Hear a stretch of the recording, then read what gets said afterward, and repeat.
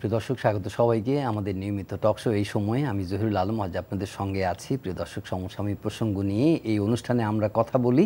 রাজনীতি বিশেষ করে প্রাধান্য পায় এবং অন্যান্য যে সামাজিক এবং অর্থনৈতিক বিষয়গুলো আসে আলোচনার মধ্যে। আজকে আলোচনায় ঢুকবার আগে শুরুতে দিনের প্রধান শিরোনামগুলো আপনাদের জানিয়ে দিতে চাই। এদেশের জন্ম নিবন্ধন নিয়েছে 102 রোহিঙ্গা। এই খবরটি আজকে আমাদের একজন প্রতিবেদক করে এনেছেন। তার মধ্যে 49 জনই হচ্ছে ঢাকায়, তারা জন্ম নিবন্ধন নিয়েছেন। সারা দেশে এরকম কতজন জন্ম নিবন্ধন নিয়েছেন বা ভোটার হয়েছে যে রোহিঙ্গা, তাদের সংখ্যা হাইকোর্ট জানাতে বলেছে সংশ্লিষ্ট কর্তৃপক্ষকে। যথেষ্ট উদ্বেগের খবর। আমরা এই খবরটি আজকে একটি প্রধান শিরোনাম হিসেবে এসেছে আমাদের এনটিভির খবরে। ঘূর্ণিঝড়ে ক্ষতিগ্রস্তদের নতুন করে ঘর দেওয়ার প্রতিশ্রুতি প্রধানমন্ত্রীর।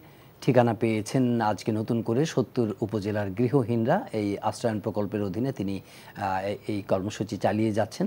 এটি একটি আদর্শ মডেল হিসেবে তৈরি হয়েছে। ইতোমধ্যে 4 মোবাইল কোম্পানিকে 150 কোটি টাকা সুদ মওকুফ করে দিয়েছেন। সেই অভিযোগে সাবেক ভ্যাট কমিশনারের বিরুদ্ধে দুদকের মামলা হয়েছে। খুবই আশ্চর্যজনক খবর। টেকনাফ সীমান্ত দিয়ে আবারও মিয়ানমার বিজেপির 28 সদস্য বাংলাদেশে ঢুকেছে। চট্টগ্রামে চাকতাই খালে পড়ে 2 শিশুর নিখোঁজ রয়েছে। উদ্ধারে অভিযান চলছে। ফায়ার সার্ভিসের ডুবুরি দল কাজ করছে। দুঃখজনক। আমরা ফলো আপে থাকব খবরটির। এগুলোই দিনের প্রধান খবর। তার মধ্যে আমরা রাজনীতি প্রসঙ্গ আসবে। আমাদের অতিথি হিসেবে 2 জন আজকে স্টুডিওতে আমন্ত্রণ জানিয়েছি। তার মধ্যে একজন এখনও এসে পৌঁছাতে পারেননি, যিনি চলে এসেছেন ইতিমধ্যে। তার সঙ্গে আমরা পরিচিত হব। রয়েছেন আওয়ামী লীগ নেতা, আওয়ামী লীগের সাংস্কৃতিক সম্পাদক জনাব অসীম কুমার উকিল। স্বাগত আপনাকে। আশা করছি কিছুক্ষণের মধ্যে আমরা জাতীয়তাবাদী দল বিএনপির বিশেষ সম্পাদক ডক্টর আসাদুজ্জামান রিপনকেও পেয়ে যাব। শুরু করছি জনাব অসীম কুমার উকিলের কাছ থেকে। আওয়ামী লীগের জেনারেল সেক্রেটারি তো প্রতিদিনই কথা বলেন, যেহেতু আপনি এখন এই মুহূর্তে আছেন, প্রতিপক্ষ নেই। আজকে উনি থাকলে হয়তো আমরা মির্জা ফখরুল ইসলাম আলমগীর মানিকগঞ্জে সমাবেশ অনুষ্ঠান করেছেন, সেই প্রসঙ্গ আসবে। তো ওবায়দুল কাদের সাহেব যেটা বলেন যে মিডিয়ার উপরে তিনি একটা মন্তব্য করেছেন যে মিডিয়া শুধু বেনজির এবং আজিজ আহমেদকে নিয়ে পড়ে আছে। আওয়ামী লীগের রাজনৈতিক কথা হিসেবে যে আওয়ামী লীগ একটা কি বলে ঐতিহ্যবাহী দল, তার 75তম প্রতিষ্ঠা বার্ষিক আসছে, সেটা নিয়ে তাদের কোনো মাথা ব্যথা নেই। এটা একটা বলেছেন। আর গতকালকে আরেকটা কমেন্ট করেছেন যে ভারতের নতুন সরকার এসছে, প্রধানমন্ত্রী নরেন্দ্র মোদী, তিনি শপথ নিয়েছেন, তার মন্ত্রিসভা হয়েছে। আমাদের মাননীয় প্রধানমন্ত্রী তিনিও সেখানে ছিলেন, দেশেও ফিরে এসেছেন। তিনি এই বিষয়ে কথা বলবেন, 2 দেশের সম্পর্কের বিষয়ে। পররাষ্ট্রমন্ত্রীও কিছু বলেছেন। যেটি বলবো যে আসলে আমাদের এখনকার আলোচনার মধ্যে আপনার দৃষ্টিতে কোনটা বেশি প্রাধান্য পাওয়া উচিত, যে এই যে দুর্নীতির বিরুদ্ধে সরকারই একটা অবস্থান নিয়েছে বা তাদের বিরুদ্ধে দুদক তৎপরতা চালাচ্ছে, আজকেও একটি খবর হয়েছে, আবার রাজনীতি প্রতিদিনই আলোচনা হচ্ছে, আসলে একটা রাজনৈতিক সরকার হিসেবে কি গুরুত্বপূর্ণ এই মুহূর্তে আপনার কাছে মনে হয়? আপনাকে ধন্যবাদ। জি। যারা টেলিভিশন সেটের সামনে বসে অনুষ্ঠানটা দেখছেন তাদেরকে শুভেচ্ছা। আপনি যে প্রশ্নটা করেছেন একটু ব্যতিক্রমী প্রশ্নটা করেছেন, ভালো লেগেছে। গতানুগতিক যে আলোচনা সেটার বাইরে আমাদের বেরিয়ে আসা দরকার। সংকটটা পিন পয়েন্ট করে দরকার। এখন সংকটটা কি ব্যক্তি না দুর্নীতি, সেটার দৃষ্টিভঙ্গিতে ব্যাপার রাখে। তো আমরা যেমন 90 সালে আন্দোলন করেছিলাম, সর্বদলীয় ছাত্রকে গঠন করেছিলাম, আমার ভোট আমি দেবো, যাকে খুশি তাকে দেবো স্লোগানটাকে সামনে এনেছিলাম। আমরা বলেছিলাম হত্যা ষড়যন্ত্র চির অবসান করবে। আপাতত সেই আন্দোলনটা সফল হয়েছিল। 90-এর 6 ডিসেম্বর স্বৈরাচারী এরশাদ সরকার পতন ঘটেছিল। তারপরে 27শে ফেব্রুয়ারি নির্বাচন হয়েছে, বিএনপি সরকার গঠন করে। এমনিতে একটি সফল আন্দোলনের ফসল হলো এই 27শে ফেব্রুয়ারি নির্বাচনের মধ্যে দিয়ে বিএনপির ক্ষমতা আরোহণ, এটা বলা চলে। আবার এটাও ঠিক, আন্দোলন যদি সফল হয় তাহলে স্বৈরাচারী সরকারের যিনি প্রধান হোসেন মোহাম্মদ এরশাদ, উনি 27শে ফেব্রুয়ারি নির্বাচনে 5টি আসনে নির্বাচন করে জয়লাভ করেছিলেন। আন্দোলন সফল হলে এটা কি করে সম্ভব হয়, তাহলে আন্দোলন সফল হয়েছে কথাটা বলা যাবে না, বলা যায় না। সেই কথাটা ধরে আমি যে কথাটা বলতে চাই, আরও বিষয় আছে যে আসলে আমরা একটা অবস্থার পরিবর্তন চেয়েছিলাম, পদ্ধতির পরিবর্তন চেয়েছিলাম, ব্যক্তির পরিবর্তন নয়। স্বৈরাচারী এরশাদকে চিহ্নিত করে যে স্বৈরাচারী ব্যবস্থার পরিবর্তন করবে, সেই জায়গাটা আমরা তো ব্যবস্থার পরিবর্তন, পদ্ধতির পরিবর্তন করতে গেলে আরও যেসব পদক্ষেপ নেওয়া প্রয়োজন ছিল সত্যিকার অর্থে সেই জায়গাগুলিতে আমরা যেতে পারিনি। ফলে 90-এর আন্দোলন সফল হয়েছিল এই কথাটা বলা চলে না। আমি সে জায়গায় আসতেছি, আমাদের দুর্নীতি অনিয়ম অনাচার নিয়ে কথা হবে না তা না, কথা হবে। দুর্নীতিতে চ্যাম্পিয়ন হয়েছে বাংলাদেশ, কিন্তু হোল সিস্টেমটা নিয়ে কথা বলতে চাচ্ছি আমরা। আমি মানে আলোচনাটা ফ্রিলি করার সুযোগ আছে মনে হয়, ফ্রিলি করা উচিত। বাংলাদেশের 52 বছরের ইতিহাসে পুলিশের আইজি কতজন আসা যাওয়া করলো সেই হিসাবটা আমাদের নাই বা থাকলো, কিন্তু একজন সফল আইজি হিসাব 27 জনের মতো। আচ্ছা, তাহলে এই 27 জনের মধ্যে কয়জনের নাম আমরা জানি, সেই আলোচনায় গেলাম না। কিন্তু এই 27 জনের মধ্যে দু তিনজন আইজি তো সবার মানসপটে দাগ কেটেছে, সবার মননে আছে। তার মধ্যে বেনজির একজন, আইজি নূর মোহাম্মদ একজন, যারা খুব মানে নতুন টেস্ট দিয়েছে। আজকে বেনজির আলোচিত সমালোচিত, এই ব্যাপারে দ্বিমতের কোনো অবকাশ নেই। যা যা বের হচ্ছে এগুলো নিয়ে অবশ্যই কথা বলার সুযোগ আছে। এর বাইরেও কি আপনার কিছু বলার আছে? না, আমি বলছি যে হোল সিস্টেমটা, বেনজির যখন কমিশনার ছিল, ঢাকার পুলিশ কমিশনার, সব দেশের রাজধানীর যে পুলিশ কমিশনার, ওটা পুলিশি ফোর্সের সেকেন্ড ম্যানেই থাকে আর কি। আইজির পরে আলোচনায় কমিশনার আছে। সেদিন তো সকল পর্যায়ের মানুষ, আমি আপনি সবাই মিলে তো তার প্রশংসাটা করেছি। না, সবাই প্রশংসা করেছে এটা বলা যাবে না। উনি একটা রাজনৈতিক মানে কি বলবো যে পরিচয় ধারণ করেছেন ওনার পদে থেকে, সেটা কিন্তু অনেক বেশি এক্সপোজ ছিল সেই সময়ও, এবং সেটা সরকার কিন্তু তখন তাকে কিন্তু ডিসকারেজ করেনি। না, আমি করেছি, আমি সেটা বলি নাই, কিন্তু তার বদনামের জায়গাটা তো সামনে আসেনি, আমি সে জায়গাটাই বলছি। সেটাও ছিল, সে তার টেস্ট, কিন্তু সেটা আপনি যারা মাহফুজা নামে একটা বক্তব্য শুনেছেন কিছু হবে, বলেছে যে আমরা সবই জানতাম, কিন্তু আমরা এগুলোর ব্যাপারে রিপোর্ট করতে গিয়ে আমরা আমরা আসলে একটা ফিয়ার মধ্যে থাকতাম। এটা একটা ভিন্ন বিষয়, সে আলাপটা অন্য জায়গায় করবো আর কি। না, আমি যে কথাটা বলছি, এই বাস্তবতা তো অস্বীকার করার উপায় নেই, যেটা এখন ভারতীয় আলোচনা হচ্ছে, মানে লিডার যেখানে ভারতীয় আলোচনা হচ্ছে যে আপনি ধরেন যে গণতন্ত্রের সূচক বলেন কিংবা ফ্রি মিডিয়া সূচক বলেন, এটা অস্বীকার করার তো উপায় নেই যে এখনকার যে মানে চলমান যে বাস্তবতা, বৈশ্বিক বাস্তবতা, এটা যে এক ধরনের পাওয়ার পলিটিক্স চলছে, এবং সেখানে গ্লোবালি একটা অথরিটেরিয়ানিজমও আছে, কর্তৃত্ববাদ আছে, এক ধরনের নির্বাচনী অটোক্রেসি আছে। তো সেটার বাস্তবতা কি বাংলাদেশেও কি আপনি অস্বীকার করবেন? না, আমি সেটা অস্বীকার করতে, আমি যেটা বলতে চাচ্ছি, পুলিশ কমিশনার হিসাবে সফলতা রেখেই উনি র্যাবের ডিজি হয়েছেন। র্যাবের ডিজি থেকে সফল পার্সপেক্টিভ, তারপরে আসছে উনি পুলিশের আইজি। আমি এই কথাটা বলছি না যে উনি সকল ক্ষেত্রে একেবারেই ধুয়ো তুলসী পাতা ছিলেন, সাংঘাতিক রকমের চলেছে কিনা। এই যে ঢাকা বিশ্ববিদ্যালয়, কি মনে হয় দাদা যে রাজনৈতিক এজেন্ডা, যদিও এটা অনেক কঠিন আলোচনা, যে কোনো সরকারের রাজনৈতিক এজেন্ডা বাস্তবায়নের ক্ষেত্রে যদি উনি ভূমিকা পালন করে থাকেন, সেক্ষেত্রে তার উপরে যারা নজরদারি করবেন, এটা হয়তো রাজনৈতিক সরকার এখন সিদ্ধান্ত নিয়েছেন বা তার বিরুদ্ধে আইনকে নিজস্ব গতিতে চলতে দিচ্ছেন, এটা এক ধরনের প্রশংসার দাবি রাখছে। কিন্তু একই সঙ্গে এই সমালোচনা তো উঠছে যে সে সময় এই কার্যক্রম যদি উনি যখন চালাচ্ছেন, তখন তার উপরে তো যথার্থ নজরদারি ছিল না, বিকজ উনি সরকারের পক্ষে যতটা উনি পাবলিক সার্ভেন্ট হিসেবে কাজ করেছেন তার চেয়ে বেশি হচ্ছে যে সরকারি মানে রাজনৈতিক স্বার্থে কাজ করেছেন। এই যে প্রশাসনের কর্তা ব্যক্তিরা তো সরকারের এজেন্ডাই বাস্তবায়ন করবে, সরকারি দলের এজেন্ডাই বাস্তবায়ন করবে, সেটা সে মাত্রা ছাড়িয়ে যাচ্ছে কিনা সেগুলি দেখতে হবে, ক্ষমতার অপব্যবহার করছে কিনা সেটা দেখতে হবে। আমি যেটা সিম্পলি বলতে চাচ্ছিলাম আর কি, সেটা নিয়ে যে উনি ধাপগুলি পার হয়ে রিটায়ারমেন্টে গেছেন, তারপর আজকের দিনে দাঁড়িয়ে এই জায়গাটা এসেছেন। এটা নিঃসন্দেহে সরকার এটা সামনে এনেছে বলে এটা সম্ভব হয়েছে, সবার কাছে আসছে, আমরা জায়গাটাকে অ্যাড্রেস করতে চাই। কিন্তু সে একজন সফল আইজি ছিল, সে ঢাকা বিশ্ববিদ্যালয়ের ভিজিটিং প্রফেসর, অন্য কোনো আইজি তো এই জায়গাটা ছিল না। সে কিন্তু পুলিশ রিক্রুটমেন্ট, কনস্টেবল রিক্রুটমেন্টের যে পদ্ধতিটা বের করেছে, এটা শতভাগ দুর্নীতিমুক্ত করা সম্ভব না। এই আলোচনার মধ্যে গেলে কিন্তু এখনকার বাস্তবতার সঙ্গে দাদা মিলবে না এটা। আমি কনস্টেবল কথাটা বলছি, এই টার্মটাকে নিয়ে আপনি সেই জিনিসটা খেয়াল আছে আজ থেকে 2 বছর আগে খুলনার একটা মেয়ে সমস্ত পরীক্ষা প্রথম হওয়ার পরে চাকরি হচ্ছিল না, রাজারবাগ পুলিশ লাইনের এখানে এসে ধর্মঘটে যাচ্ছে, অবস্থান ধর্মঘট নিয়েছে, মাননীয় প্রধানমন্ত্রী হস্তক্ষেপ করেছেন, কী ব্যাপার আইজিকে জিজ্ঞেস করলো, বলে যে সব ঠিক আছে কিন্তু ওর স্থায়ী ঠিকানা নাই, যে জন্য ওর চাকরিটা হচ্ছে না।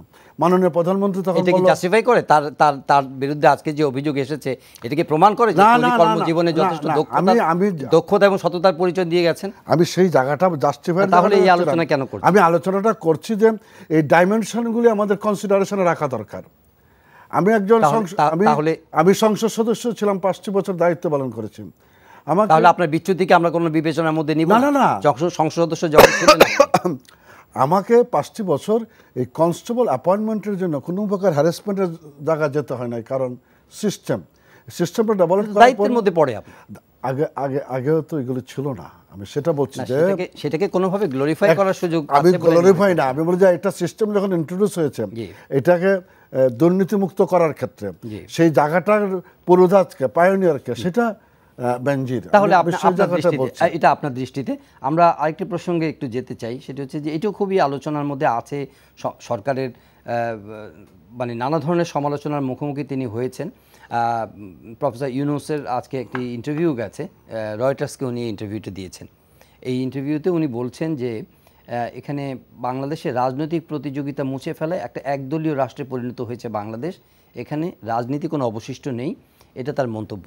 এবং আরও বেশ কিছু মন্তব্য উনি করেছেন এবং উনি সরকারের এক ধরনের নিপীড়নমূলক পদক্ষেপের শিকার হচ্ছেন বলে উনি বিদেশি মিডিয়াকে বলেছেন। এই ব্যাপারে কি মন্তব্য? এটা তো আসলে প্রশ্নের উত্তরটা ওনাকে দেওয়া দরকার আগে। উনি একজন নোবেল পুরস্কার বিজয়ী মানুষ, উনি বাংলাদেশের যে এই গ্রামীণ ফোন বা গ্রামীণ ব্যাংক এই জায়গাগুলি তৈরি করেছেন, নিঃসন্দেহে একটা প্রশংসিত মানুষ, এই ব্যাপারে দ্বিমতের কোনো অবকাশ নেই। দীর্ঘদিন দেশের বাইরে ছিলেন, দেশের বাইরে থেকেও দেশের বিভিন্ন পর্যায়ে উনি ভূমিকা রাখার চেষ্টা করেছেন, যেটা পজিটিভ নয়, নেগেটিভ আঁকি। এই আলোচনাগুলি আনা যাবে আঁকি। উনি কত বছর পরে দেশে আসছেন, এসে ওনার বিরুদ্ধে আনিত অভিযোগগুলি এখন উনি মোকাবেলা করছেন, সেটার বিভিন্ন পর্যায়ে আলোচনাগুলি আসছে। এই আলোচনাটা আসাটা অস্বাভাবিক কিছু নয়।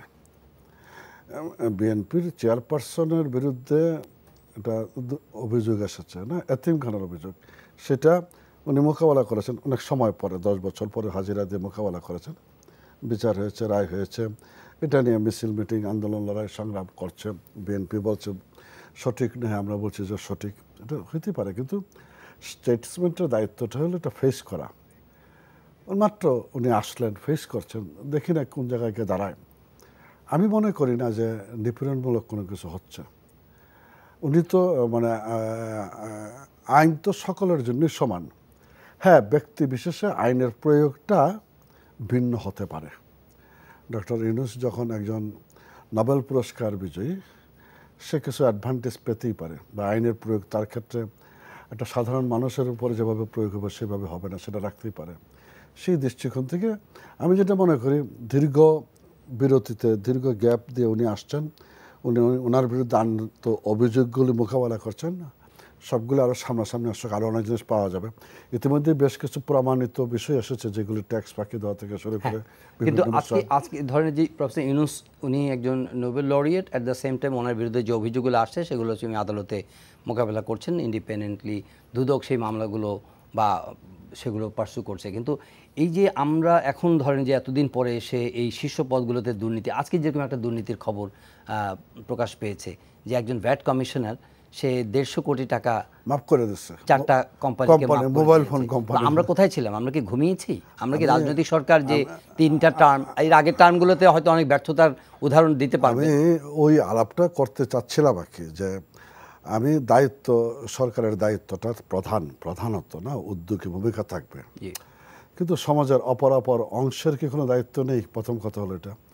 দ্বিতীয় কথা হলো যে আপনি যে জায়গাটায় বসে কাজ করতেছেন, আপনি একজন উপস্থাপক, একজন সাংবাদিক, কম হোক বেশি হোক আপনারও কিন্তু একটা দায়িত্বের মধ্যে থাকে।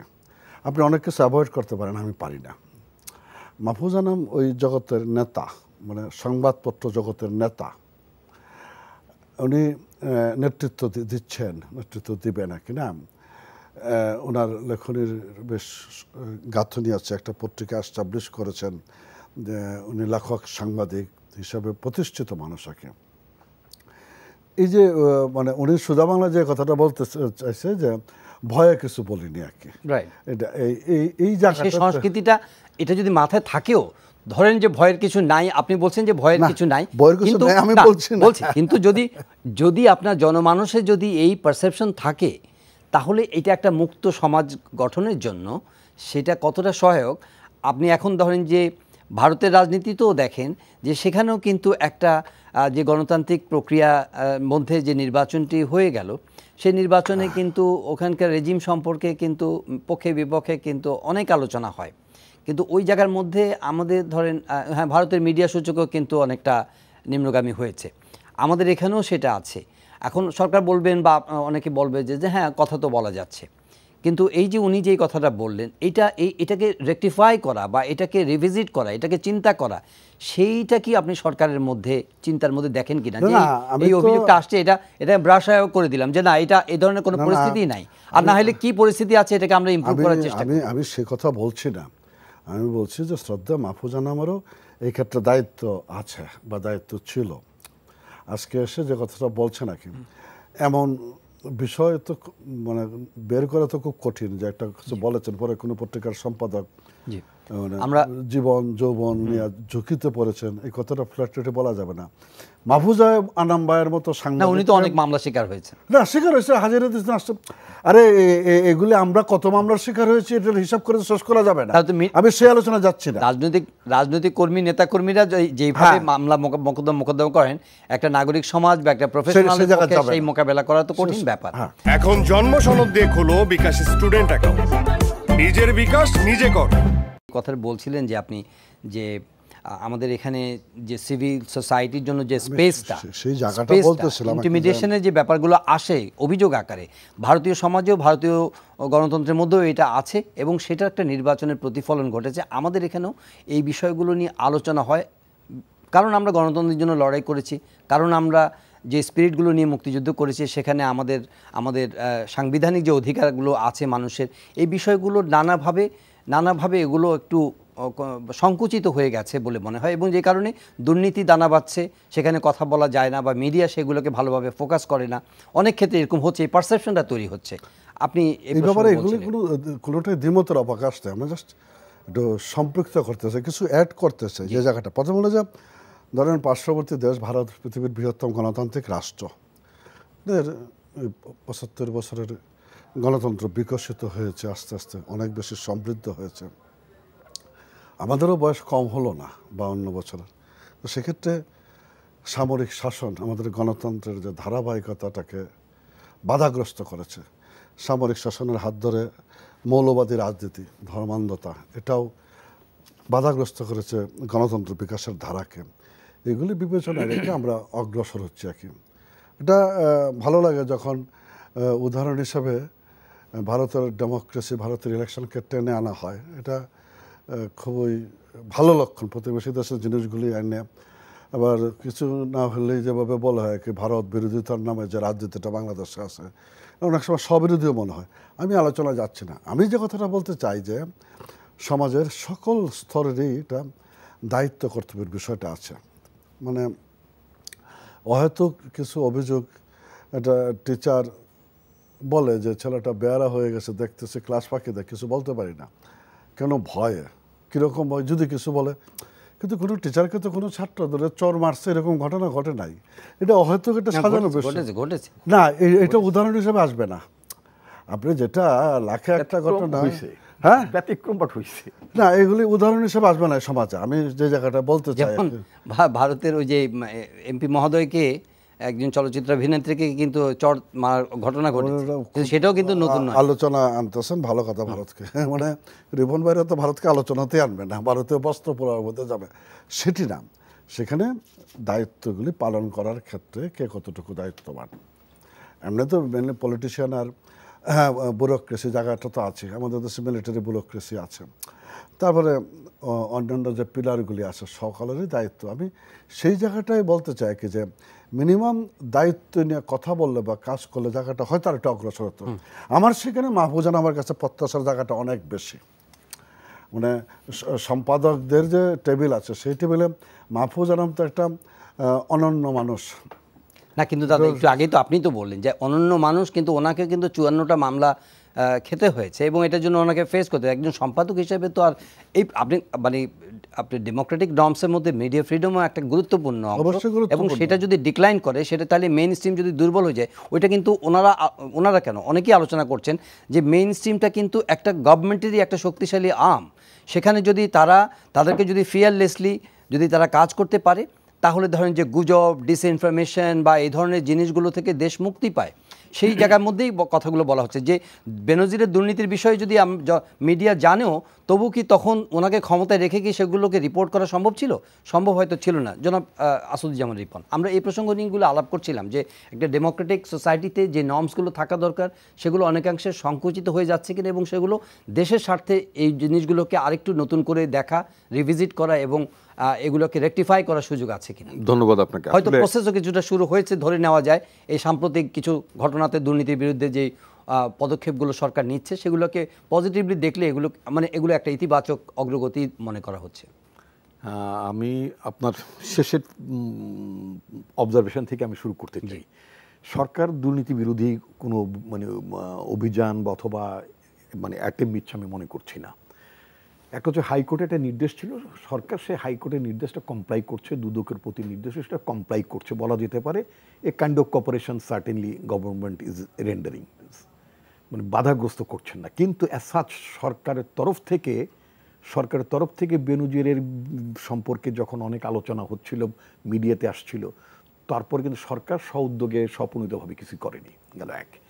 আপনি মাহফুজ আনাম সাহেবের কথা বললেন, উনি অনন্য সম্পাদক বা উনি একটু আপনাকে ধরিয়ে দিই, উনি নোয়াবের একটা প্রোগ্রামে বলেছেন যে আপনি জানেন সেটা। হ্যাঁ, আমি জানি সেটা হচ্ছে যে উনি নিজেই স্বীকার করেছেন যে এই ধরনের একটি আপনার ভীতিজনক পরিস্থিতিতে যখন নাগরিক সমাজ বসবাস করে, সাংবাদিক, সংবাদপত্র শিল্প, সম্পাদক তারা কি সেই সমাজের বাইরের কেউ না। যখন পুরো সমাজটা, রাষ্ট্রটা যখন আপনার ভয় আক্রান্ত থাকে, সাধারণ মানুষ সহ, সম্পাদক কি সেই ভয়ের বাইরে? আপনি নিজেই বলেছেন তার বিরুদ্ধে অনেকগুলো মামলা তাকে সারা দেশে সারা দেশেই তাকে ঘুরতে হয়েছে। তো যখন একজন সম্পাদক বলেন জানতাম কিন্তু বলতে পারিনি। আমার কাছে আরেকটা যেটা প্রশ্ন হচ্ছে সেটা হচ্ছে, মনে করেন আজকে বেনজির ক্ষমতায় নেই, অর্থাৎ চাকরিতে নেই, কোনো মিডিয়া তার ব্যাপারে বলেছে বা আমরা কথা বলছি বা সম্পাদকরা এখন কথা বলছেন, আপনার সেনাবাহিনীর সাবেক প্রধান সম্পর্কেও আপনার বলা হচ্ছে, রিপোর্ট আসছে। আচ্ছা, এনারা তো অনেক উচ্চ পদের মানুষ। আজকে যে খবরটা নিশ্চয়ই আপনি ফলো করেছেন কিনা, যে একজন ভ্যাট কমিশনার 4টা মোবাইল অপারেটরকে 150 কোটি টাকা সুদ মওকুফ করে দিয়েছে। আপনি তো অনেক ছোট ভূমি কুতুবের নাম শুনছেন, স্বাস্থ্যের কি মোতাজ্জেরুলের নাম শুনছেন না? একটা দেশে যখন জবাবদিহিতার ব্যবস্থাটা থাকে না, তখন এরকম স্বাস্থ্যের মোতাজ্জেরুল, ভূমির কুতুব, এরকম অনেক কিছু নিচের হবে এবং ভ্যাট কমিশনের কথা বলে এরকম হবে। কারণ এখানে একটা আপনার কাউকে ধরা যাবে, ছোঁয়া যাবে এটা কেউ মনে করছেন না। তারা মনে করছেন যে সরকার, এখন যে সরকারটা ক্ষমতায় আছে, এই সরকারটা তারা এনেছে, সেটা সিভিল অ্যাডমিনিস্ট্রেশন বলেন, সেটা পুলিশ অ্যাডমিনিস্ট্রেশন বলেন, এবং সেটা আপনার ইভেন আপনার জেনারেল আজিজ যখন সেনাবাহিনীর প্রধান ছিলেন, তিনি বলেছেন না নির্বাচন ঠিক আগ দিয়ে যে 47 ইয়ার্সে তিনি এই ধরনের ভালো নির্বাচনী পরিবেশ দেখেন নাই। তা আজকে জেনারেল আজিজ ক্ষমতায় নাই, অর্থাৎ পজিশনে নাই, we are talking about him, তার ব্যাপারে কথা বলছি। আমরা কি বর্তমান সার্ভিং চিফের ব্যাপারে কথা বলতে পারবো? কেউ বলছে? কারণ সেনাপতি আজিজ ক্ষমতা থেকে বের হওয়ার পর শত শত বিঘা সয় সম্পত্তির নানান কাহিনী বেরোচ্ছে। না, ওনার তো সয় সম্পত্তি বিঘা অবশ্যই বেরিয়েছে, আমি জেনেই বলছি বেরিয়েছে। দৈনিক মানব জমিনে একেবারে দাগ নম্বর, খতিয়ান নম্বর, মৌজা উল্লেখ করে যেটা করছে, আমি শুধু জাস্ট ক্যালকুলেশন করার সময় পাইনি, কারণ that was not my task even. যদি সেই হিসাবটা যদি করি তাহলে সেটা বেনজিরকে অতিক্রম না করলেও, তবে ওনার কারণ উনি তো সেনাবাহিনীর প্রধান ছিলেন, ওনার বেনজিরকে এই চুরি চামারের দিক থেকে বেনজিরকে অতিক্রম করার কথা ছিল, কিন্তু হয়তো বেনজিরকে অতিক্রম করতে পারে না, সম্পত্তির দিক থেকে বেনজির থেকে একটু কমই আছেন, বাট আছে। তো এখন কথা হচ্ছে কি যে আপনার এই যে ব্যবস্থাটা, উনি সামরিক শাসনের কথা বলছিলেন, গণতান্ত্রিক ব্যবস্থার কথা বলছেন, আমি ভেরি মাচ একমত তার সাথে। কিন্তু আপনি দেখবেন যে সামরিক শাসনটা বাংলাদেশে যখন প্রথম সামরিক শাসনটা আসে, that was proclaim by a civilian and politician, মানে আমি বলতে চাচ্ছি খন্দকার মোস্তাক আহমেদের কথা। উনি প্রথম সামরিক আইন প্রশাসক, প্রথম মানে মার্শালে প্রোক্লেম করলেন মুস্তাক। তারপরে দ্বিতীয় সামরিক আইন প্রশাসক বাংলাদেশে একজন হাইকোর্টের chief justice Abu Saim, third president Ziaur Rahman.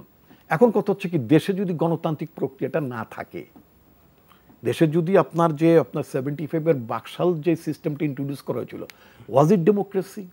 এটা কি কোনো ওই ব্যবস্থায় কোনো নির্বাচন থাকে? অর্থাৎ এখন যে নির্বাচনটা যেভাবে এবার মানে 24-এ যে নির্বাচনটা হলো, আমিডামি যে নির্বাচনটা, সিমিলারলি বাকশাল তো উইদিন পার্টি, অর্থাৎ বাকশালটা আওয়ামী লীগের নেতারা যেটা বলতে, আমাকে একটু যদি সময় দেন কাইন্ডলি, সেটা হচ্ছে আওয়ামী লীগের নেতৃবৃন্দ বলতে চান ইট ওয়াজ এ ন্যাশনাল পার্টি, সমস্ত রাজনৈতিক দল। কোন সমস্ত রাজনৈতিক দলগুলোকে নিয়ে? কারণ ওই সময়টা তো আমাদের ছাত্র রাজনীতির সময়, বাট অত্যন্ত মানে আর্লি টাইমে। সেটা কি ত্রিদলীয় ঐক্য জোট ছিল, ন্যাশনাল আওয়ামী পার্টি, মুজাফফর নাইবের কমিউনিস্ট পার্টি,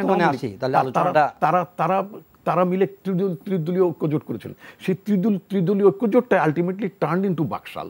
এখানে যে আরও যে সমস্ত পলিটিক্যাল পার্টিগুলো পার্লামেন্টে ছিল যারা 73-তে, লাইক আমি বলছি আপনার জাসদের কথা, আমি যদি মানে ন্যাশনাল আওয়ামী পার্টি ভাষায় ন্যাপের কথা বলি, হিস্ট্রি নিয়ে আলাপগুলো শেষ করতে পারি না, রাইট। এই ব্যবস্থাটা না থাকার কারণে যখন গণতন্ত্র যখন লাইনচ্যুত হয়ে যায়, তখন তার ফাঁক দিয়ে সামরিক শাসন আসবে, নানান ধরনের। এখনও বাংলাদেশে যেই গণতন্ত্রের যে ত্রুটিগুলো আছে, গণতন্ত্রের নাম দিয়ে যা চলছে, ইট ইজ নট এ মানে গুড ফর ডেমোক্রেসি। এখানে আপনার যে কোনো সময় ফাঁক ফোকর অন্য কিছু হতে পারে, এবং সেটা it is the responsibility of the politician. এই পলিটিশিয়ানদের দায় থাকবে যে তারা বাংলাদেশে যদি এই যে আমরা কথায় কথায় বলে অগণতান্ত্রিক শাসনকে উৎসাহিত করা হচ্ছে, ফাঁক ফোকর দিচ্ছে, বা মানে কি বলে ঘাড়ের দিকে শ্বাস ফেলছে, ইত্যাদি ইত্যাদি কথা বলি, কেন? বিকজ আমি গণতন্ত্র লালন করছি না, আমি গণতান্ত্রিক প্রতিষ্ঠানগুলোকে বিকশিত হওয়ার সুযোগ দিচ্ছে না। সুতরাং এই দুর্বলতার মধ্য দিয়ে যদি 111 অথবা তার দ্বিগুণ বলে 222 এরকম যদি কিছু আসে, আসতেই পারে। এটা আপনার পার্সপেক্টিভ, কিন্তু একই সঙ্গে ধরেন যে অপোজিশন পার্সপেক্টিভ যখন যাবে, তখন আপনাকে আবার ইকুয়ালি রেসপন্সিবল করবে যে এগুলোর জন্য আপনি ইকুয়ালি না, আরও মোর দেন মানে কী বলে যে রেসপন্সিবল দেন দি আদার মানে পলিটিক্যাল কাউন্টার পার্ট। কারণ আপনাদের কারণেই এই ধরনের, যেমন বলবে যে আপনারা এই ধারাবাহিকভাবে নির্বাচন বয়কটের যে সূচনা করেছেন, সেটা আপনারা হয়তো একসময় জাস্টিফাই করতেন, সেটাকে আজকে পর্যন্ত একই ধারার মধ্যে আপনারা চলেছেন, এখানে কোনো বিকল্প আপনারা অফার করতে পারেন নাই, জনগণকে চিন্তা করতে পারেন নাই, এই ধরনের আলোচনা আসতে পারে। যাই হোক, আমি বিতর্কে যাব না, কারণ সময় সংক্ষিপ্ত। আপনার একটা মন্তব্য চাইব। জনাব ওবায়দুল কাদের বলছেন যে মিডিয়ার উদ্দেশ্যে বলেছেন যে তারা আজিজ এবং বেনজিরকে নিয়ে পড়ে আছে, কিন্তু আওয়ামী লীগের প্রতিষ্ঠা বার্ষিকী মানে উনি ফোকাস করতে যাচ্ছেন যে তারা ওই কিছু চটকদার বিষয় যেগুলো আসে সেগুলোর মধ্যেই থাকে। কিন্তু আসলে আপনার দৃষ্টিতে এই সময় যদি আপনি একজন পলিটিশিয়ান হিসেবে এখনকার বিষয়গুলো যদি চিন্তা করেন, তাহলে কোনগুলোকে আপনি হাইলাইট করবেন যেগুলো নিয়ে আলোচনা করা উচিত আমাদের? আমি আপনাকে খুব মানে নির্মোহভাবে যেটা বলতে চাই, আমি তো একটা রুজি করে তো খাই, মানে আমি রাজনীতিক হওয়া মানে তো এই না আমি তো ঘুমাই, আমি সংসার ধর্ম করি, এবং আমাকে বাজারে যেতে খেতে হয়, তার জন্য একটা রুজির ব্যবস্থা থাকতে হয়। তো সেই রুজির ব্যবস্থাটা হচ্ছে অবশ্যই আমার সাংবাদিকতা, লেখালেখি, এর বাইরে তো আমার অন্য কোনো ঠিকাদার বা অন্য কোনো পেশা নেই। আমি একজন সংবাদপত্রের লোক হিসেবে, একজন মিডিয়ার লোক হিসেবে আমি মনে করি এটা গভর্নমেন্ট বা অপোজিশন, মানে ইভেন বিএনপির কথা বলি, they can't dictate, they can't advise me যে আমি কোনটা পিক করব, কোনটা হেডলাইন করব। এটা তো আমি আমার বিবেচনা থেকেই তো আমি করবো। তো অবশ্যই বেনজির, কারণ যেই লোকটি বলতো যে মাটির তল থেকে মানে বের করে নিয়ে এসে তাদের ব্যবস্থা না হবে, এই বেনজির। তো এখন বেনজির তো মাটির ভিতরে না, মাটির উপরে আছে, সেই বেনজিরকে বাইর করতে সরকারের চেষ্টা থাকতে হবে। এই কথাগুলো মিডিয়া বারবার ফোকাস করবে। সেনাবাহিনীর প্রধান, যেখানে আমাদের আশা ভরসার একটা স্থল, আমরা সার্বভৌমত্বের প্রতীক বলি, যে প্রতিষ্ঠানগুলোর প্রতি মানুষের সম্মান ভালোবাসা আছে, আমাদের মহান মুক্তিযুদ্ধে যাদের বিরাট বড় ভূমিকা, সেই ধরনের প্রতিষ্ঠানের প্রধান হিসেবে প্রতিষ্ঠানটাকে যখন তিনি ম্লান করেন, তখন তো সেখানে কনসার্ন থাকতে হবে। এই প্রসঙ্গগুলোতে জনাব অসীম কুমার উকিল কথা বলেছেন আপনার অনুপস্থিতিতেই, কিন্তু উনি বলেছেন এই বিষয়গুলোতে। দাদা যদি কিছু যোগ করতে চান বলবেন। আরেকটি বিষয় আমরা দেখলাম যে এমপি আনার হত্যাকাণ্ডে একটা নতুন মোড় নিয়েছে, স্থানীয় নেতারা সেখানে জিজ্ঞাসাবাদের মধ্যে চলে আসছেন। একজনকে ইতোমধ্যে রিমান্ডে নেওয়া হয়েছে, ত্রাণ বিষয়ক সম্পাদক কামাল আহমেদ, আজকে সম্পাদক ঝিনাইদহ জেলা সম্পাদক আওয়ামী লীগের, ওনাকে ডাকা হয়েছে ডিবিতে। এক ধরনের সন্দেহের মধ্যে হয়তো তিনি আছেন। তো ব্যাপারটি প্রথমে শোনা গেছে যে নানা ধরনের চোরাচালান, সোনা, হুন্ডি ইত্যাদি। এখন এটা একটা রাজনৈতিক প্রতিদ্বন্দ্বিতার দিকে, প্রতিপক্ষ দিকে চলে যাচ্ছে। আপনারা কি এ বিষয়ে কি আপনার কোনো মন্তব্য বা? এটা আসলে আমাদের পক্ষে কথা বলা এটা খুব দূর হওয়া ব্যাপার। সে একটা এমপি, অনেক দূরের মানুষ, আমরা সাথে ছাত্র রাজনীতি করে বড় হয়েছে, বিষয়গুলো এরকমও না। পার্লামেন্টে দেখেছি যতটুকু কথা বলা যায় বলেছে, কিন্তু এখন ওয়ান আফটার অ্যানাদার যে ঘটনাগুলি বেরিয়ে আসতেছে শুনতে পাচ্ছি, এগুলি নিয়ে মন্তব্য করা খুব কঠিন, কোনো মন্তব্য করতেও চাই না। তবে যত শুনছি তত বিস্মিত হচ্ছি যে এরকম যে আজকে অ্যারেস্ট হয়েছে ঝিনাইদহ জেলা আওয়ামী লীগের সাধারণ সম্পাদক, ও আমার সময় জেলা ছাত্রলীগের সভাপতি ছিল, পরে মেয়র ছিল, আছে তাকে মানে দীর্ঘ 35 বছর যাবৎ ব্যক্তিগতভাবে আমি চিনি, মিছিলের দলের একজন সংগঠক হিসাবে ওই এলাকা। মিন্টু মানে তাকে কি কারণে অ্যারেস্ট করা হয়েছে কিছুই জানি না। কোনো সম্পৃক্ততা, মানে সম্পৃক্ততা বিষয় কি, খুনের সাথে সম্পৃক্ততার ব্যাপার না, ব্যাপারটা হচ্ছে যে সিন্ডিকেটের আলাপগুলি হয় আর কি, সেইগুলির কোনো না কোনো পর্যায়ে হয়তো কারো সম্পৃক্ত থাকতে পারে। ইট ইজ বেটার ওয়েট, আমরা অপেক্ষা করে দেখি উনি কোন জায়গাটা থেকে এসে দাঁড়ায়। আমি এই আলোচনাটার মধ্যে আমাদের ডক্টর আসাদুজ্জামান রিপন আলোচনাটা যেভাবে টেনেছেন আর কি, ডক্টর রিপন আমাদের ইমিডিয়েট সিনিয়র ছাত্র রাজনীতি ক্যাম্পাসে আমরা শুরু করেছি, আমাদের হাত দিয়ে শেষ হয়েছে। ওনারা মাঝখানে ছিলেন, পূর্বভাগে ছিলেন এই মান্না ভাই, দুদু ভাই, চুন্নু ভাই, তারা কাদের ভাই, তারা পূর্বভাগে ছিল আর কি, মাঝখানে তারা আসছে, আমরা শেষ করেছি। সামরিক শাসন, স্বৈর শাসন, এদের হাত ধরে মৌলবাদী শাসনের মধ্যে রাজনীতি করেছে। এখন স্পষ্টতই মানে ডক্টর রিপন যে বিষয়টাকে দাঁড় করিয়েছে, ডেমোক্রেসির অল্টারনেটিভ হিসেবে মিলিটারি রুলটাকে জায়েজ করার চেষ্টা করছেন, এটা তো হতে পারে না। উনি সামরিক শাসনের পক্ষে সাফাই গাচ্ছেন, এটা তো কোনো রাজনীতিবিদের কখনোই কাঙ্ক্ষিত বিষয় হতে পারে না। এই জায়গাটাকে ধরে এনেছেন। আর সামরিক শাসন, সামরিক বাহিনীর প্রধান, এটি সামরিক আইন, সবগুলো headed by, dictated by, control by military personalities. এখানে সিভিলিয়ানরা সহায়ক শক্তি হিসেবে থাকতেই পারে। নিঃসন্দেহে আমি আবারও বলছি কি যে গণতন্ত্রের বিকাশমান ধারার ক্ষেত্রে, গণতন্ত্রকে বিকশিত করার ক্ষেত্রে সামরিক শাসন অন্তরায় হয়ে দাঁড়িয়েছে, এবং সামরিক শাসকদের হাত ধরে বাংলাদেশের রাজনীতিতে ধর্মীয় রাজনীতি, 71-এর ঘাতক দালালদের রাজনীতিতে পুনর্বাসন, এটাও অন্তরায় হয়ে দাঁড়িয়েছে। এই জায়গাগুলি না থাকলে হয়তো আমরা আজকে যে জায়গায় এসে দাঁড়িয়েছে তার থেকে আরো উন্নততর একটি ব্যবস্থা দাঁড়াতে পারত। দাদা, আপনি বলছেন যে ভারতের প্রসঙ্গে চলে আসছে, ইমিডিয়েট এক্সপিরিয়েন্স যেহেতু আমি একটু বলি, সেটা হচ্ছে যে ভারতীয় ধরনের যে একটা ধর্মভিত্তিক রাজনীতির ব্যাপারে কাউন্টার করার জন্য যে স্ট্রং পলিটিক্যাল ন্যারেটিভ তৈরি হয়েছে, যে অ্যাওয়ারনেস তৈরি হয়েছে, সেটার কিছুটা প্রতিফলন কিন্তু সাম্প্রতিক নির্বাচনে দেখা গেছে। যেমন প্রাইম মিনিস্টার নরেন্দ্র মোদী একসময় ওভারওয়েলমিং ছিলেন গত নির্বাচনে, এবং উনি ধরাছোঁয়ার বাইরে চলে যাবেন এরকম মনে করা হয়েছিল। কিন্তু এই যে ধর্মকে পুঁজি করে যে রাজনীতি, সেটার বিরুদ্ধে একটা সচেতনতা তৈরি হয়েছে, এবং সেখানকার যে ডেমোক্রেসির যে বিউটি, সেটাকে পুনরুদ্ধার করার জন্য সিভিল সোসাইটি বলেন বা মিডিয়া বলেন বা সবাই এক ধরনের বক্তব্য নিয়ে হাজির হচ্ছেন, সেটা একটা সুফল সেখানে দেখা যাচ্ছে। আমাদের এখানে এই ধরনের নেগেটিভ তৈরি করার চেষ্টা, উদ্যোগ বা কোনো ধরনের পলিটিক্যাল যারা রাজনীতি নিয়ে চিন্তা করেন, তাদের কি সেই স্পেসটা আছে এখানে? না, থাকবে না। যে বললেন না, কথায় যে ভারতের রেফারেন্সটা আসতেছে, একটা প্রতিবেশী দেশ, পৃথিবীর বৃহত্তম গণতান্ত্রিক রাষ্ট্র, আমাদের বন্ধু রাষ্ট্র, সব কিছু বললে আসাটাই স্বাভাবিক। সেখানে রাম মন্দির নিয়ে যে ঘটনাগুলি ঘটেছে, যেটা ইলেকশনের ট্রাম্প কার্ড হিসেবে ব্যবহার করেছে, মন্দিরটা উদ্বোধন করা হয়েছে, সেখানে তো বিজেপি পরাজিত হয়েছে, মানে সাংঘাতিকভাবে ধরাশায়ী হয়েছে।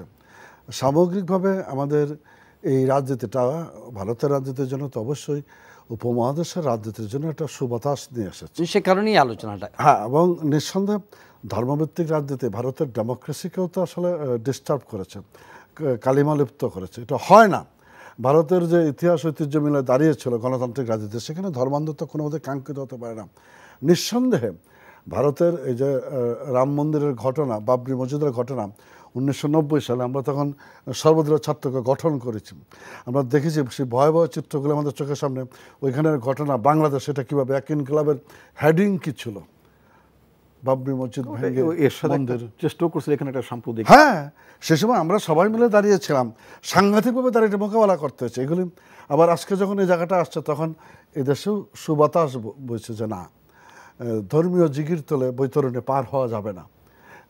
একটা সময় তো মনে হচ্ছিল যে কংগ্রেস বুঝি নেই, কিন্তু এখন আমার এই আলোচনাটা শুরু হয়েছে যে বিজেপির যেমন পতন শুরু আর কি, কংগ্রেসে ঠিক তেমনি এগিয়ে যাওয়ার সময় এসেছে। এটা গণতন্ত্রের জন্য, সামগ্রিকভাবে রাজনীতির জন্য, ভারতের জন্য, উপমহাদেশের জন্য, আমাদের জন্য নিঃসন্দেহে সুখবর। আপনার কাছে আবার আসবো। কিছু লেসন কি এই নির্বাচনটি আমাদের রাজনীতিতে, আমাদের গণতন্ত্রের জন্য দিয়ে গেল কিনা, জনাব আসাদুজ্জামান রিপন?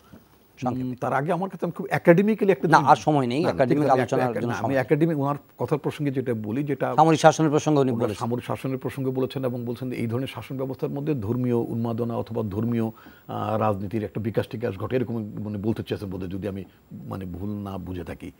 আমি যদি এইভাবে না, ওনার মূল প্রশ্ন হচ্ছে যে আপনি গণতান্ত্রিক শাসনের ব্যর্থতার বিকল্প হিসেবে সামরিক শাসনকে জাস্টিফাই করছেন। না, ওটা তো আমি করিনি, আমি শুরুতেই বলেছি যে একটা, আমি মনে করি যে গণতন্ত্রের বিকল্প অবশ্যই সামরিক শাসন না, কিন্তু গণতান্ত্রিক ব্যবস্থা প্রবর্তন এবং এটাকে নার্চার করার দায়িত্ব যাদের থাকে, তারা যখন ব্যর্থ হয়, যখন ব্যত্যয় ঘটে, তার ফাঁক ফোকর দিয়ে এই ধরনের সমস্যা, এই ধরনের উপসর্গগুলো ডেভেলপ করতেই পারে, কিন্তু সেটা পলিটিক্যাল পার্টি, পলিটিশিয়ানগুলো সেই পরিস্থিতি তৈরি করবে কেন, সেটা অ্যালাউ করবে কেন, আমি সেই কথাটাই বলছি। তারা যদি শক্ত থাকেন, সচেতন থাকেন, তাহলে তো ওই অবস্থা আসতে পারে না। এটা মেনলি পলিটিক্যাল পার্টি এবং পলিটিশিয়ানদের রেসপন্সিবিলিটি, এই যে গণতন্ত্রের বাইরে শাসন ব্যবস্থা উকি ঝুঁকি মারা, এটা তার জন্য মেনলি তারাই দায়ী, আই মাস্ট সে। আচ্ছা, এখন আপনি ধর্মীয় যে মানে যে ধর্মীয় মানে বলছি যে সেখানকার যে নির্বাচনটি আমাদের জন্য কোনো, আমি ধর্মীয় রাজনীতির যে মানে উত্থান ঘটে এই ধরনের সামরিক শাসন ব্যবস্থা, আমি যদি মানে এইভাবে ভাবি, ভারতে তো কোনো মানে সামরিক শাসন ছিল না। ভারতে যে আপনার উগ্র হিন্দুত্ববাদী যে আপনার মানে শাসন ব্যবস্থাটা চেপে বসেছিল 10 বছর, এবং তারপরে এখন হয়তো মানে কংগ্রেস এবং অন্য অন্য দলের মানে আপনার বহুত্ববাদের মানে আপনার বিকাশ হওয়ার কারণে সেখানে দেখা গেল যে হয়তো সেভাবে তারা মাথা তুলতে পারবে না। কিন্তু ভারতের যে একটা গত 10 বছর যেভাবে মাথা চাড়া দিয়ে উঠেছিল তারা, হ্যাঁ, যে আপনার গেরুয়া শিবির যেভাবে বিকশিত হতো, ওখানে কোন সামরিক শাসন ছিল? এই সামরিক শাসনের কারণেই যে আপনার মানে ধর্মীয় উন্মাদনা আসে বা তারা ধর্মকে ব্যবহার করে, নট নেসেসারিলি। আমরা তো দেখলাম যে গণতন্ত্রের নাম ব্যবহার করেও মানে অনেক দেশে তারা মানে ইয়ে করেন, মানে ধর্মকে ব্যবহার করেন, ধর্মকে উপজীব্য বিষয় মনে করেন। তো সমস্যাটা কিন্তু ধর্ম না। আমি যদি উদাহরণ বাংলাদেশের অভিজ্ঞতায় যদি বলি, একসময় জামাত ইসলাম পরে অ্যারাউন্ড 18টা সিট পাইছিল। তারপরে তাদের রাজনীতির যখন ভুল করলো, তারপরে কিন্তু তাদের পেনাল্টি জনগণই দিছে, 2 সিটে নেমে আসছিল। সুতরাং এই দেশের মানুষ কিন্তু মানে মৌলবাদকে প্রশ্রয় দেয় না, তারা very much democracy loving people. আমাদের দেশের জনগণ, এই দেশের মানুষ ভোটটা দিতে চায়, এবং ভোটটা দেওয়ার সুযোগ পেলে আমি তো আই মাস্ট সে ভারতের চেয়েও ফলাফল ভিন্ন রকম কিছু হবে। অবশ্যই জনগণ তার প্রতি, ওখানকার জনগণ, কেজরিওয়াল যদিও বলেছেন যে ওই বাংলাদেশের মতোই ওখানেও আপনার পুতিন এবং শেখ হাসিনাকে অনুসরণ করে আপনার মোদি ওখানে যে বিরোধী উপর যে দমন, নিপীড়ন, নির্যাতন করেছেন এবং জেলে পাঠিয়েছেন, তারপর নির্বাচন করছেন। এটা ইন্ডিয়া তো এটা হয়েছে, এটা একটা বৃহত্তর গণতন্ত্র বলে আমরা ভারতকে যেটা অভিহিত করি, ইয়েস ইট ওয়াজ। কিন্তু এটা পশ্চিমা বিশ্বের মানে রিপোর্টগুলো যদি আমি দেখি, সেখানে ভারতের গণতন্ত্র তারা বলেছে যে এটা মানে ক্ষয়িষ্ণু অবস্থার মধ্যে ছিল। এখন হয়তো দেখা গেল যে বিরোধী দলের যে মানে আপনার উত্থান হচ্ছে, সেখানে হয়তো তার একটা মানে চেক অ্যান্ড ব্যালেন্স হবে, সেখানে হয়তো মানে আপনার এই গেরুয়া শিবিরদের বারবারতা হয়তো কমে যাবে। তা আমাদের রাজনীতিতে আসলে চেক অ্যান্ড ব্যালেন্সের যে প্রশ্নটা, যেটা আমাদের গণতন্ত্রকে এগিয়ে নেওয়ার কথা, এখানে ধরেন আওয়ামী লীগ অত্যন্ত শক্তিশালী, আওয়ামী লীগ অত্যন্ত জনপ্রিয়, আওয়ামী লীগ অত্যন্ত ওভারওয়েলমিং ইন মানে নির্বাচনী গণতন্ত্রে, ঠিক আছে, সব যদি মেনে নেয়, তারপরেও যদি একতরফা যদি থাকে, তাহলে এখানকার ডেমোক্রেসি কিভাবে ফ্লারিশ করবে? আর একই সঙ্গে ভারতে যেরকম একটা ধর্মভিত্তিক রাজনীতির প্রসার ঘটেছে, বিকাশ ঘটেছে, সমৃদ্ধ হয়েছিল, সেটা বাংলাদেশে যে ওদের ভবিষ্যতে সেই ধরনের বিকশিত হবে না এই সুযোগে, সেটা কিভাবে বলা যায়? এবং সেটা সামরিক শাসনের বাইরেও গঠন অগঠন পটয়সী বাংলাদেশের রাজনীতি আর কি। জি। এত মাল্টি ডাইমেনশনাল ঘটনা ঘটেছে আর কি বিষয়গুলি নিয়ে। আমি এটা বিশ্বাস করি যে রাজনীতি তো একটা বিজ্ঞান, সায়েন্স সবসময় সত্য কথা বলে, এটা সায়েন্স আলটিমেটলি তার টার্গেটে পৌঁছবে। হয়তো আঁকা বাঁকা পথ হতে পারে, না দুর্গম গিরিপথ পাড়ি দিতে হতে পারে, যাবে আর কি। আপনি তো বলেছেন সময় তো কম যায়নি আমাদেরও। না, সময় কম যায়নি, সেটা ঠিক আছে। এই আমেরিকাতে দেখছেন না, ছাত্ররা মিছিল করতেছে, ক্যাম্পাসে ঢুকে কিভাবে পিটাচ্ছে, পরে শিক্ষকরা পিটানো শুরু করছে যখন শিক্ষক কিন্তু আপনার 60s-ও কিন্তু আমেরিকান স্টুডেন্টরা এই যে ভিয়েতনামের তাবু রাজনীতি তারা তখন বলছি আর কি যে এটির আমাদের জায়গাগুলি কি, আপনার স্বাধীনতার 50 বছর পর আমরা সিএসসি অ্যাপয়েন্টমেন্টের একটা আইন করেছি। এই আইনটা আবার ডক্টর আসাদুজ্জামান রিপনরা মানেন না, মানতে পারে, তবে একটা আইন হয়েছে আর কি। আইনটা মানি, কিন্তু প্রক্রিয়াটার ব্যাপার না, সেটা এগুলি তো ছিল না। এই না থাকার ব্যর্থতা তো দেশের পলিটিশিয়ানদেরকে নিতে হবে, এটা তো আর এই ভিন দেশের মানুষ এসে নেবে না। মানে এটা অ্যাকনলেজ করার সময় আসছে কি? হ্যাঁ, অবশ্যই। আসলে আপনার এই যে ধরেন, মানে আমি ভাবি আর কি যে মহামান্য রাষ্ট্রপতি আব্দুল হামিদের বিদায় অনুষ্ঠানটা না হলে আমরা বুঝতে পারতাম না যে মানে এই ডেমোক্রেসির সৌন্দর্যটা কত সুন্দর। ওনার বিদায় অনুষ্ঠানটা দেখে বুঝেছি, মানে নিয়মতান্ত্রিক ভাবে উনি বিদায় নিন। এটা তো আগে দেখার আমাদের কারণে সুযোগ হয়নি। একটু এক সেকেন্ড একটু কথা বলতে পারি? জি, বলে ফেলেন। হোসেন মাহমুদ এরশাদ মতো একটা সামরিক শাসক, তিনি যখন মারা গেলেন, কোনো মৃত মানুষের গীবত আমি করি না, তিনি যখন মারা গেলেন তখন তাকে যে সম্বর্ধনাটা দেওয়া হয়েছে, মানে তার মানে মরণোত্তর যে সম্বর্ধনা দেওয়া হয়েছে, এটা তো একটা এটা কিন্তু অসীমদা কিন্তু এটা শুরুতেই বলেছিলেন যে আমরা স্বৈরাচারকে বিদায় করেছি না। জনাব রিপন উনি বলেছেন যে স্বৈরাচারকে আমরা বিদায় করে যে নিজেদের যে শ্লাঘা অনুভব করেছি, সেটাকে আসলে আমরা সত্যিকারের পরিবর্তন আনতে পেরেছি। ওনার মনে কিন্তু বিরাট প্রশ্ন আছে। আপনিও মনে হয় একমত হবেন? একমত, আমি অবশ্যই একমত। এখান থেকে আমরা আজকে বিদায় নিব, অনুষ্ঠানটি শেষ করতে হচ্ছে। প্রিয় দর্শক, আজকের এই সময় এখানে শেষ করছি। আমাদের অনেক লম্বা পথ পাড়ি দিতে হবে আমাদের সত্যিকারের যে গণতান্ত্রিক চিন্তা এবং গণতান্ত্রিক যে সমাজ কায়েমের জন্য যে দেশ আমরা তৈরি করেছি যুদ্ধ করে, সেখানে মানুষের স্বাধীনতা, গণতন্ত্রের যে সৌন্দর্য, সেগুলোকে বিকাশ করার জন্য সবারই সমান প্রয়াস দরকার, সব রাজনৈতিক দলের, সকল মহলের এবং নাগরিক সমাজের। সেই আশা রেখে আজকের অনুষ্ঠান এখানে শেষ করছি। দেখা হবে আবারও পরের অনুষ্ঠানে। চাইলে আপনারা পরের অনুষ্ঠানটি দেখতে পারেন। এই অনুষ্ঠানটি অনলাইনে দেখতে পারেন, ভিজিট করুন ntvd.com। এছাড়া ইউটিউব ভেরিফাইড ফেসবুক পেজেও আমাদের জনপ্রিয় অনুষ্ঠান আপনারা দেখতে পারেন। আজকে বিদায় নিচ্ছি, ভালো থাকবেন সবাই।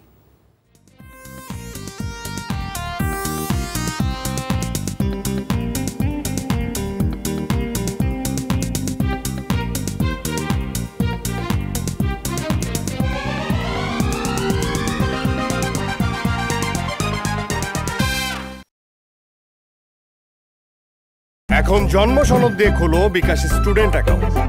নিজের বিকাশ নিজে কর।